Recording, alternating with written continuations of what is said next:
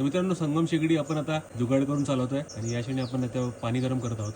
माझ्या मागच्या व्हिडिओमध्ये मी तुम्हाला जुगाड दाखवला होता. डायरेक्टली मोबाईलच्या चार्जरवरती तुम्ही हे चालवू शकता. मग ना ती बॅटरी ना ट्रान्सफॉर्मर ना चार्जर कशाचाच तुम्हाला मगजमारी राहत नाही. डायरेक्टली याच्यावरती चालवू शकता तुम्ही. तर तो व्हिडिओ जर तुम्ही बघितला नसेल तर इथे तुम्ही क्लिक करून बघू शकता. तो तुम्हाला रिलेटेड व्हिडिओजमध्ये मिळून जाईल. तर आता मी तुम्हाला स्पीड कसं कंट्रोल करणार आहोत ते दाखवणार आहे. नॉब पूर्ण ओपन आहे. मी आता ह्याला पूर्ण बंद केलं ना तर ही 3ची स्पीड होते. बघा आवाज पण तुम्ही बघू शकता. जाळ खूप बाहेर चाललाय ना, जरा स्पीड कमी करूया. स्पीड कमी करण्यासाठी याला ओपन केलं ना की थोडीशी हवा बाहेर येते आणि बरीचशी हवा आतमध्ये जाते. तर हे 2चा स्पीड झाला बघा, थोडा कंट्रोल झाला.